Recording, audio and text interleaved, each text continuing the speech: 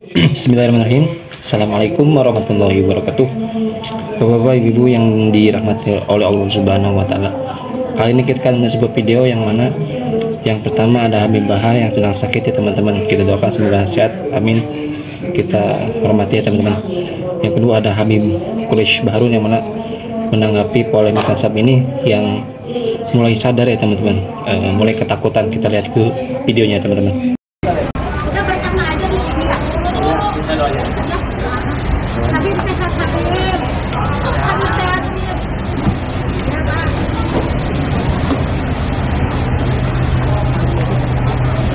Oke, udah. Lalu masuk. Nadis masuk. Perawatnya siapa? Perawat?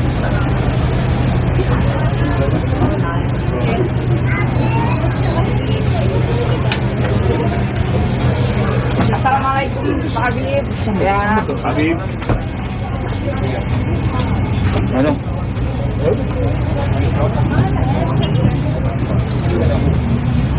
Kabel. Pulang. Pak Habib. Assalamualaikum ya Habib.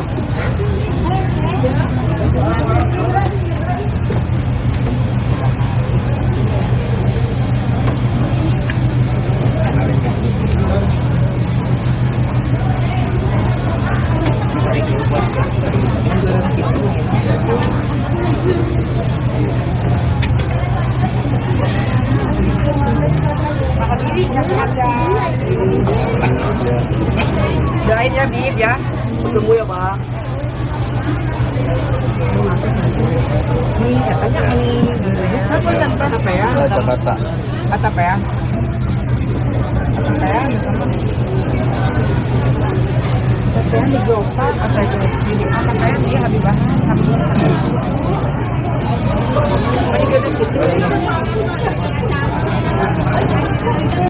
Siapa aja yang sepuh ya?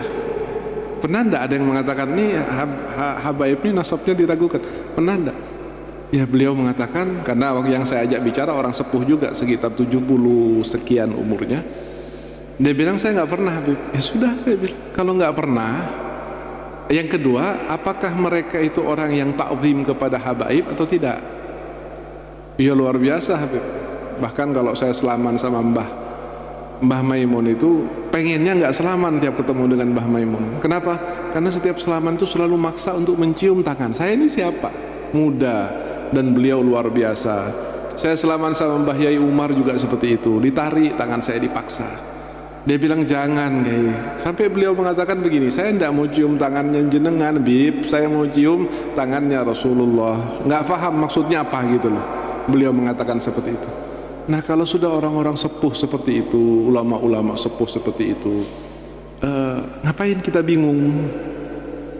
Orang berpendapat silahkan saja berpendapat, tetapi tidak harus menjadi perpecahan di antara kaum muslimin, apalagi sampai menjadi perpecahan di antara ahlul ilmi. Ini yang dirugikan bukan habaib tapi Nabi Muhammad SAW. Yang akan bersedih Nabi Muhammad SAW. Coba masing-masing insaf gitu ya, masing-masing insaf, mikir apa yang diucapkan, apa tujuannya, apa manfaatnya dan sebagainya. Adalah benar, saya akui tidak semua habaib itu benar. Habaib itu kan manusia, tidak ada jaminan ismah. Tetapi jangan, bukan hanya habaib sebetulnya nggak benar, kiai pun juga ada yang nggak benar. Ada yang sekarang sedang ditahanan karena dihukum 8 tahun sebab berbuat asusila kepada 11 santrinya. Itu bukan habaib. Tetapi apakah kemudian kita bilang kiai jelek semua atau habaib? Tidak juga. Artinya Rasulullah SAW mengatakan min husni islamil mar'i tarkuhu ma la ya'nihi. Lalu saya katakan, kalau seandainya para masyayikh, para sepuh, para ulama, saya tidak bicara di luar ahli sunnah wal jamaah atau nahdlatul ulama ya, kita di ahli sunnah nahdlatul ulama, kalau seandainya beliau itu meyakini bukan tanpa sebab, beliau ta'zim bukan tanpa sebab, beliau taukir bukan tanpa sebab. Sebabnya apa? Yang jelas ilmunya luar biasa, amalnya luar biasa. Tetapi ada satu hal nih, ada satu hal yang mungkin sekarang ini kita jarang mendapatkan. Mereka adalah ahlul basirah. Mereka memandang sesuatu dengan firasah. Dan Nabi mengatakan ittaqu firasatal mu'min fa innahu yanzuru binurillah. Tapi kan tidak ilmiah. Iya betul, tidak ilmiah menurut Anda. Tetapi apakah keilmiahan ini harus seperti itu? Lalu saya membuang para masyayikh kita yang dulu dengan hanya sekedar alasan ilmiah atau inilah. Buat pribadi saya tidak akan peduli dengan apa yang namanya ilmiah selama saya masih punya pegangan para masyayikh, para ahlul ilim, ahlul wara, ahlul taqwa, ahlul wilayah, ahlul khasyah, ahlul sujud. Itu cukup buat saya melebihi dari apa yang namanya ilmiah dan seterusnya. Mereka adalah ahlul besar, ahlul basirah.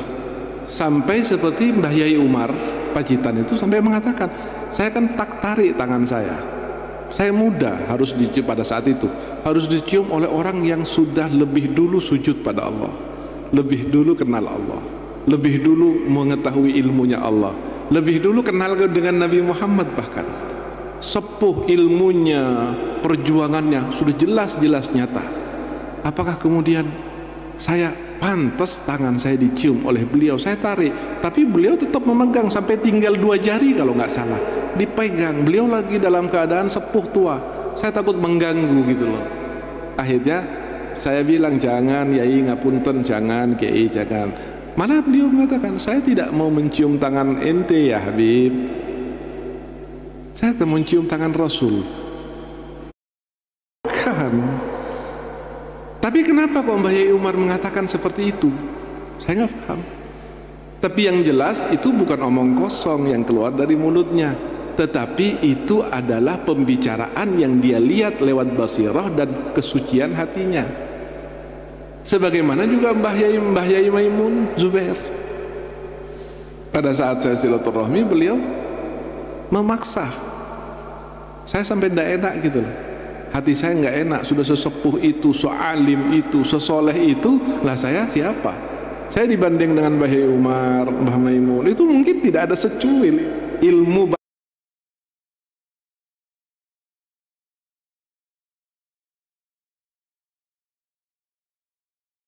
Sikapi ini, katanya Habib ini nasabnya palsu.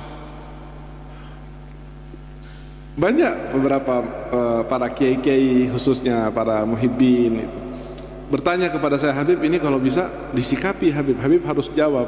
Saya tertawa, saya bilang, kan sudah ada yang menjawab, ada fulan yang menjawab, ada habaib yang menjawab, ada kiai dari Madura ada, bahkan terakhir kemarin ketua PBNU jazahullah khair jawab. Lalu yang paling akhir ini ada Gus Miftah, kiai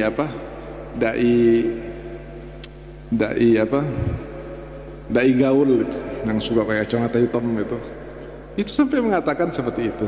Saya bilang, buat apa saya jawab lagi? Kalau saya harus menjawab begini, kalau ada orang yang tidur saya banguni, orang tidur saya banguni, kenapa? Manfaat. Tapi kalau ada orang yang pura-pura tidur, ngapain dibanguni? Disiram sampai 10 ember pun tidak akan bangun, namanya pura-pura tidur. Dan siapa orang yang ahlul ilmi dan ahlul basirah yang tidak tahu habaib? Bahkan saya sampai ngomong kepada salah satu kiai kemarin waktu saya ada di Banten dan di Garut, ketika beliau mengatakan, Habib tolong segera disikapi, saya bilang, enggak, saya banyak kerjaan dan saya tidak butuh pengakuan. Kami sudah meyakini dengan lembaga dan seterusnya. Kalau seandainya saya harus menjawab, paling saya berlogika saja.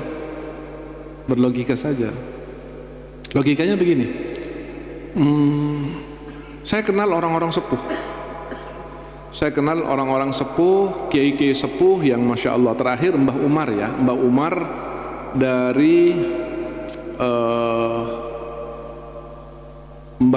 dari Pacitan, Mbah Yai Umar dari Pacitan.